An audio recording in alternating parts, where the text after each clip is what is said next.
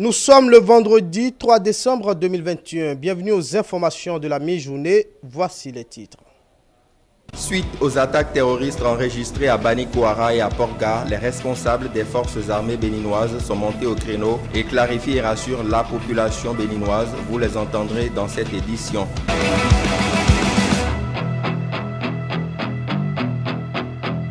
Depuis quelques jours, le Bénin a réalisé une opération inédite de remboursement anticipé d'emprunts obligataires. Quels sont les impacts d'une telle opération? Votre chaîne de télévision y a consacré une émission spéciale. Vous aurez les précisions dans un instant.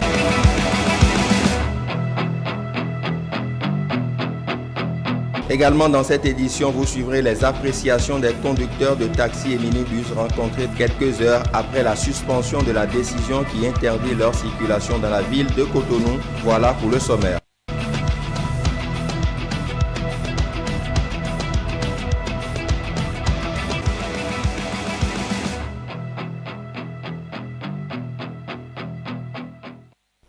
Merci de nous préférer pour vous informer. Les clarifications et assurances du contre-amiral Patrick Jean-Baptiste Aho, chef d'état-major général des forces armées béninoises, au sujet des attaques terroristes enregistrées à Banikouara et à Porga, ne se sont pas fait attendre. À travers un communiqué lu par le colonel Didier Anvoyedo, porte-parole des forces armées béninoises, l'armée a donné sa version. Suivez. Le mardi 30 novembre et le mercredi 1er décembre 2021, respectivement dans les localités de Mekrou-Nyenyen, dans la commune de Banikouara, et de Porga, dans celle de Materi, des agents des forces de défense et de sécurité du Bénin, en position de surveillance de la zone frontalière, ont été pris à partie par des individus armés non identifiés qui, repérés nuitamment alors qu'ils essayaient de contourner ou de surprendre le dispositif de prévention mis en place, ont ouvert le feu sur eux. Les échanges de tirs nourris ont fait 2 morts et quelques blessés dans les rangs des militaires. Je peux vous assurer que ceux-ci bénéficient déjà d'une prise en charge complète adéquate. En face, il est à signaler 2 corps d'assaillants ont été abandonnés, l'un à Banikouara et l'autre à Porga. De même que des traces de sang ont été aperçues, laissant penser que d'autres morts ou blessés ont été traînés dans le sens du repli vers un pays voisin où sévissent des groupes terroristes. L'état-major des forces armées béninoises tient à rassurer la population béninoise qu'il met tout en œuvre pour assurer la défense du territoire national contre toute forme d'agression d'où qu'elle vienne, ainsi que la sécurité des personnes et des biens. À cet effet, les unités des forces de défense et de sécurité sont en alerte pour faire face à toute velléité ennemie. En tout état de cause, chaque citoyen est invité à vaquer normalement à ses activités quotidiennes. On reste dans le même registre pour dire que dans la soirée de ce jeudi, le consultant politique Agapit Napoléon Maforicain et le consultant en communication Distel Amoussou ont décrypté cette actualité. Stélia Padono. L'attaque perpétrée dans la nuit du mercredi 1er au petit matin du jeudi 2 décembre contre la position de l'armée béninoise à Porga vient remettre au devant de la scène la question de la menace terroriste. Nos autorités géraient déjà cette situation et la gèrent encore aujourd'hui. La seule différence aujourd'hui, c'est que à partir du moment où il y a eu incursion directe, il y a eu riposte, attaque et riposte, il y a eu morts et blessés. Il était important quand même que les populations sachent un peu ce qui se passe. Et c'est justement un peu. Donc il n'y a pas a priori péril en la demeure. Le Bénin était ou est en train de quereller une bande de terre de 68 km² avec le Burkina Faso. Alors, le Bénin a pris l'initiative de la poursuite. Voyez-vous, à partir de ce moment, le Bénin a pour obligation ou est fondé à sécuriser cette zone. Elle n'est sans doute pas la première, mais elle amène à peaufiner les stratégies. Vous avez beau prendre vos précautions, le voleur n'a pas d'avance sur vous. Lui, vous guette. Les terroristes, ils ont un terrain fertile, c'est le Sahel. C'est d'abord, donc, si on doit remonter un peu à cette histoire, c'est la situation en Libye qui a déversé plein d'armes et donc créer une situation ubiesque au nord, alors qu'il y avait déjà des groupes indépendantistes. Ces groupes ont une mobilité facile. Donc, on les traque par ici, ils sont passés. On les traque par là, donc, ils utilisent les dynamiques communautaires. Okay. N'oubliez pas, nous sommes des pays, nous pratiquons des religions. Le compagnie, il est important que nos populations soient plutôt des vecteurs d'information et accompagnent le travail des forces publiques. Les invités de Théodule Ronsard déplorent le fait que de telles informations ne soient rendues officiellement par les autorités compétentes. Pour eux, les efforts doivent être mutualisés en vue d'une lutte efficace contre ce fléau. L'administration se joue maintenant sur les réseaux sociaux. Les documents officiels se lisent aussi sur les réseaux sociaux. L'information, vous le savez autant que moi, est comme de l'eau, on ne la presse pas, on ne l'enferme pas. Elle fuite toujours. Voyez-vous, d'où je voudrais inviter la direction de la communication de l'armée béninoise à prendre ses responsabilités. Je voudrais inviter le gouvernement béninois, à travers la direction de la communication ou le porte-parole ou les structures appropriées, à prendre leurs responsabilités pour ne pas laisser, n'est-ce pas, les réseaux sociaux fournir l'information aux Béninois pour venir après coup. D'une émission spéciale à une autre, cette fois-ci, il est question du remboursement anticipé d'emprunts obligataires opéré par le Bénin le 29 novembre 2021. Une opération inédite de remboursement d'une partie de sa dette sur le marché financier sous-régional d'un montant de plus de 217 milliards. Les invités de Roméa de Hongui ont décortiqué cette prouesse. Aziz Adam Soulé. À l'initiative du Bénin, la Bourse régionale des valeurs mobilières a finalisé le 29 novembre 2021 une opération unique en son genre dans l'histoire des emprunts obligataires dans l'espace UEMOA. Plus de 217 milliards de francs CFA de dettes contractées ont été remboursés de façon anticipée par le Bénin. Pourquoi le choix d'un tel remboursement? Que gagne le Bénin en procédant à ce type d'opération bancaire? Et quel impact sur le quotidien du citoyen lambda? Voilà autant de préoccupations sur lesquelles les invités se sont prononcés. C'est une prouesse pour le gouvernement béninois. Et lorsque un individu, quelqu'un lambda, rembourse par anticipation une dette, il ne fait que se crédibiliser vis-à-vis des prêteurs. Cela rehausse la crédibilité de l'État béninois. Quand vous faites un prêt, il y a des taux à payer, il y a des taux d'intérêt.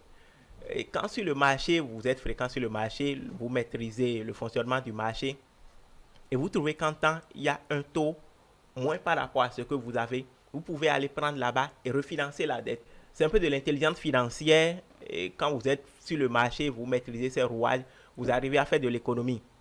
Quand on prend les 36 milliards, ce n'est pas nécessairement des fonds disponibles actuellement. Mais quand le pays étudie le taux auquel les 217 milliards ont été empruntés et la maturité et actuellement les capacités que le pays a ailleurs, le pays trouve qu'en remboursant ses dettes, l'échéance sera moindre et on peut faire de l'économie. Ça demande des compétences pointues, ça demande une veille constante, ça demande des compétences assez précises pour être à l'affût de tous les schémas qui peuvent être rentables, qui peuvent être profitables pour le pays. Mais la base, c'est déjà que les investisseurs potentiels aient confiance en votre signature. Sinon, sans quoi, quand bien vous aurez flairé les bons coups, vous n'arriverez pas à rassembler leurs assentiments. Qu'en sera-t-il donc pour la suite? Cette bonne santé financière du Bénin aura-t-elle des impacts dans le quotidien du Béninois? Les invités ont répondu par l'affirmative. L'allure que le pays a pris actuellement, on n'aura pas autre choix que de renforcer. Et il y aura des efforts pour maintenir le cap et surtout aller de l'avant.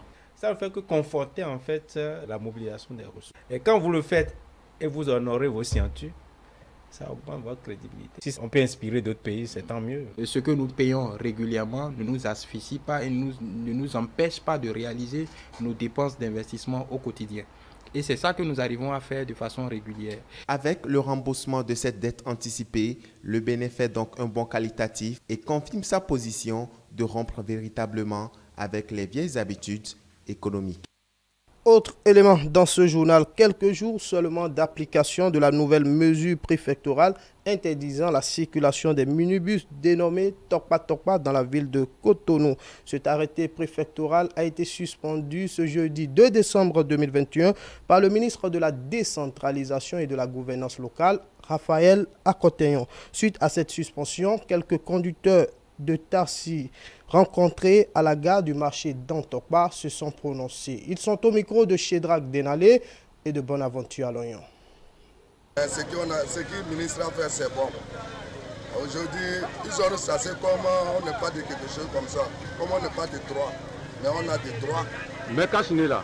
On a les droits. Comment on a les droits. Notre droit maintenant, aujourd'hui, on n'est pas nous considérés. On n'est pas nous mettre les packs pour donner tout le monde leur sanction. Cette personne, c'est leur place. Cette personne, c'est leur place. Aujourd'hui, on est dans des sortes. On ne sait pas comment on va travailler même. Depuis avant-hier, on a amené là-bas, notre famille est en train de pleurer. Il n'y a pas même quelque chose. On ne mange pas même. On est en train de souffrir. C'est notre problème ça. Mais maintenant qu'il sait qu'on a retourné sur là, jusqu'à après nouvel ordre là, on n'a qu'à essayer pour nous construire les parcs là bien, comme ici.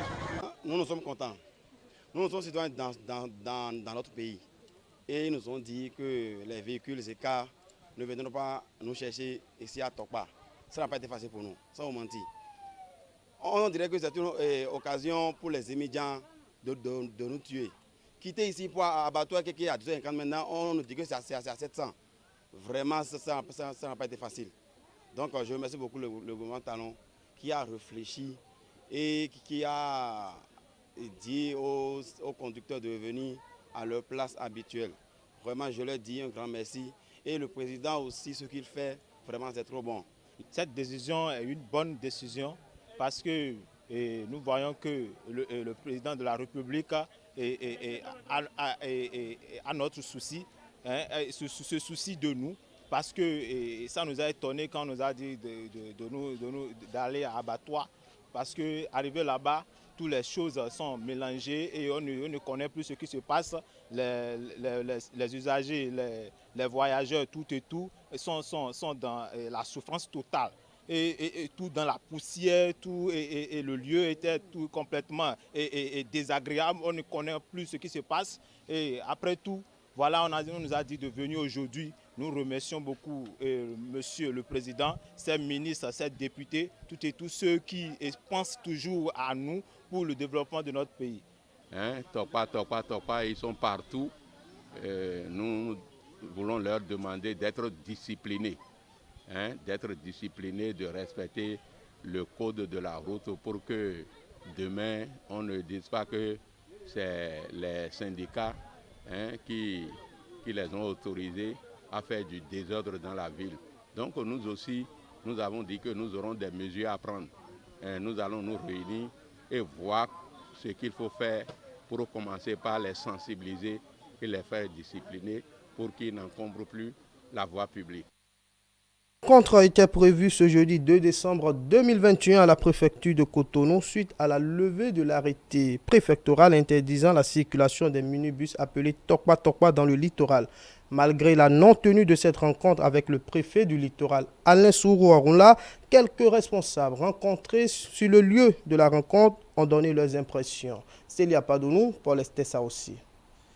Le préfet Alain Orunla a invité à rapporter son arrêté sur la réorganisation du transport en commun à Cotonou. Une décision du ministre Raphaël Akoteyon en date du 1er décembre 2021 qui vient sur soi le nouveau train de vie auquel s'est vu contraindre les conducteurs de véhicules communément appelés Tokpa Tokpa et autres depuis quelques jours. Pour les responsables de ces syndicats, le gouvernement est tout simplement à l'écoute de son peuple. Je remercie d'abord l'autorité ministérielle pour sa clairvoyance.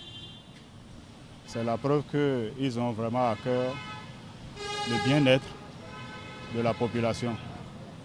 Parce qu'il est d'abord question du social à travers cette décision.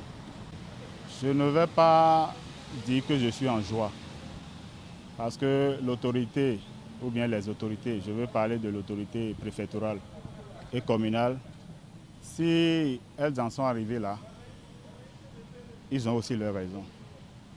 Peut-être que c'est la démarche qui a été un peu biaisée.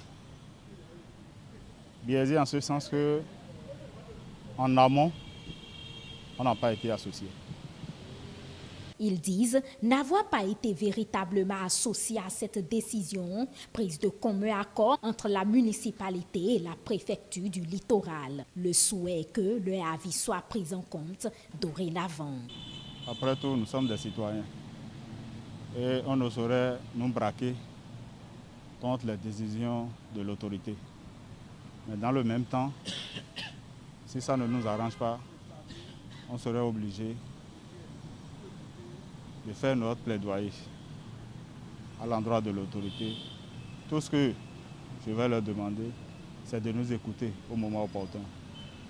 D'accepter qu'on aille autour d'une table pour faire le débat et retenir le juste milieu pour le bien-être de tout un chacun de nous. Parce que je ne suis pas sûr qu'une autorité puisse prendre une décision sachant pertinemment que ça va créer des difficultés au niveau de la population et la prendre.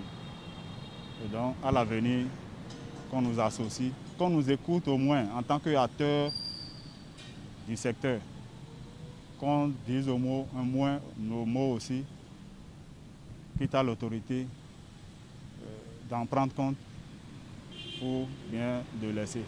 Loin de satisfaire certaines corporations, cette décision du ministre plonge les conducteurs de tricycles de Cotonou dans l'amertume. Ils craignent de se retrouver dans la rue de nouveau. La décision du ministre, vraiment, c'est comme une massue sur la tête des conducteurs de tricycles. Les bus Tokpa ont pratiquement envahi tout l'espace du parc B déjà. Nous sommes des détenteurs de permis de conduire. Tous les conducteurs de tricycles passagers que vous voyez sont détenteurs de permis de conduire. Ils prennent également l'assurance et nous demandons simplement qu'on puisse nous trouver un espace pour pouvoir effectuer notre boulot qui est le transport. Décision diversement appréciée donc, les regards des uns et des autres sont à présent tournés vers les autorités. Ils attendent impatiemment les jours à venir pour savoir le sort qui leur est réservé.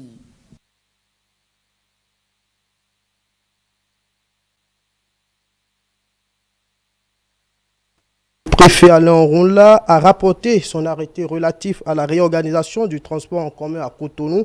Interdiction formelle lui a été également enjointe par le ministre Raphaël Akoteyon de prendre des arrêtés jusqu'à nouvel ordre. Doit-on percevoir cette décision comme une punition? Ce qu'en pense notre consultant politique, Agapit Napoléon Maforican. Le ministre en charge de la décentralisation étant l'autorité hiérarchique donc, du préfet, a tout le droit, oui, de choisir la voie idoine pour faire passer son message. Dans le cas d'espèce, il était question d'arrêter les effets d'un acte réglementaire du préfet que le ministre juge inopportun. Ça veut dire simplement que le préfet n'a peut-être pas fait le travail qu'il devait faire en amont. Et la mesure prise en matière donc de la réglementation, de la circulation de ces véhicules, vise à assurer l'ordre public et à assurer la sécurité et la protection donc, des civils. C'est sûr. Mais est-ce que le préfet a informé sa hiérarchie? C'est la première question. Même s'il ne l'a pas fait, le préfet dispose de la conférence administrative, donc qui est quand même un organe dans lequel siègent tous les directeurs départementaux, les chefs de service et autres, qui permettent donc de tous les ministères. N'oublions pas, le préfet, il est l'unique représentant du gouvernement sur place et de chaque ministre pris individuellement. Donc, la conférence administrative lui permet d'échanger avec les directeurs départementaux des projets dont le ministère sont porteurs et de partager aussi sa vision. Donc, en matière de maintien d'ordre, quand ce n'est pas une question urgente, il aurait dû mettre en place un comité, il aurait dû en tout cas utiliser tous les canaux que lui offre aussi bien la conférence administrative ou le conseil départemental de concertation dans lequel siègent les maires. Logiquement, c'est des messages de radio à radio et après on transmet ça au service de transmission qui, lui, balance ça au secrétariat particulier du préfet. Et donc, c'est des documents qui ne sortaient pas des bureaux. C'est des documents qui étaient internes. Aujourd'hui, tout ça se voit sur les réseaux sociaux, sur les places publiques. C'est un nouveau mode aujourd'hui auquel tout le monde doit s'habituer et qu'on s'habitue. Donc, finalement, alors, est-ce que le préfet se sent humilié? Mais s'il se sent humilié, il démissionne. Si c'est un serviteur, c'est un commis. Vous voyez, moi, je trouve que le préfet fait du bon travail. La réglementation des Topa Topa est une très bonne chose, à mon avis. Ça rend fluide la circulation. Mais est-ce qu'on a analysé les différents contours? Je pense que c'est une situation qui peut être vite réglée si le préfet utilise la conférence administrative notamment. Je pense qu'il peut, ou même le conseil départemental de concertation. Je pense que ces deux organes créés par les lois de 1997-19, et donc d'avoir, pour travailler notamment en s'appuyant sur les ministères sectoriels et régaliens donc, de l'autorité de l'État. Ainsi se referme cette édition. Merci de l'avoir suivi. Merci également à toute l'équipe technique conduite par Saint-Tiche Moussa. Retrouvez-nous sur nos différentes plateformes digitales www.etelebene.com, sur YouTube, Facebook. Tapez tout simplement dans la barre de recherche E-Télé Bénin. E-Télé, avec vous, pour vous.